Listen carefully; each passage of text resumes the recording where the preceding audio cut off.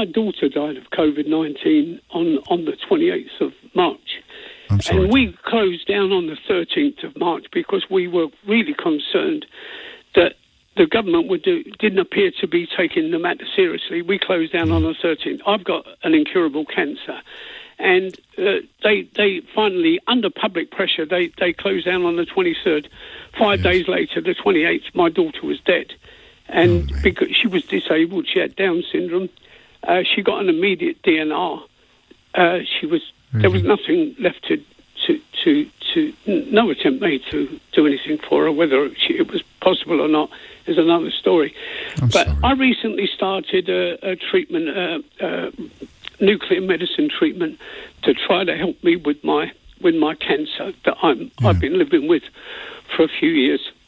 So I find nothing amusing about the fact that we closed down too late and we locked people in their homes because I lived in my home with my daughter dying.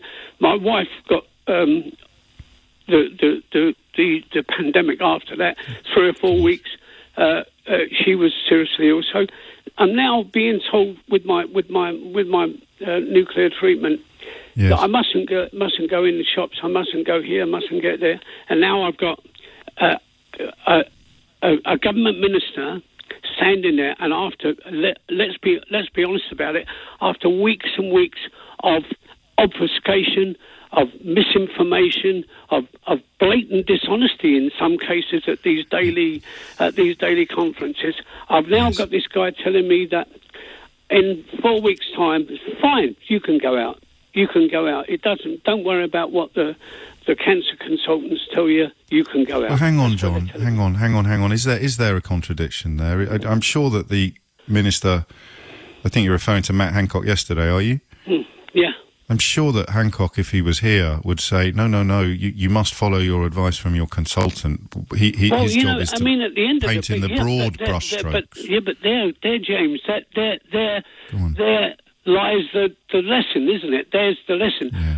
You're saying one thing, I'm saying another thing, hence the confusion. Yeah. And the more they confuse people, the less they can point their finger. If it goes by side one way or the other, nobody can point the finger at them. I think it's been deliberate. I agree with what you're saying. I think this has been deliberate all the way along the line. It's been a complete chaos. And so many people have died, like my poor Susie, have died unnecessarily because there wasn't a plan. There's never been a plan. I honestly think the only plan there was herding immunity. I still believe that.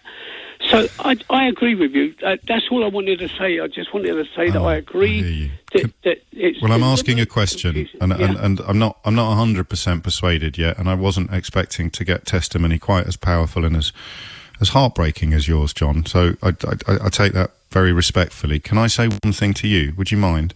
What's that? I don't think I need to, but ignore the politicians and listen to your doctors, mate.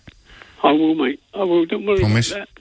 Promise? Yeah, I wouldn't trust Boris Johnson or any of his kakistocracy any further than I could pick my house up and throw it down the road. It's as simple as easy as that. You look after yourself, and I'm so sorry for your loss. If you wanted to, tell us a few things about Susie at some point this week, then the door and the platform is here for you and anyone else who's suffered a loss like that. But I appreciate all I do is offer the invitation. It's entirely up to you whether you take it. Look after yourself, John.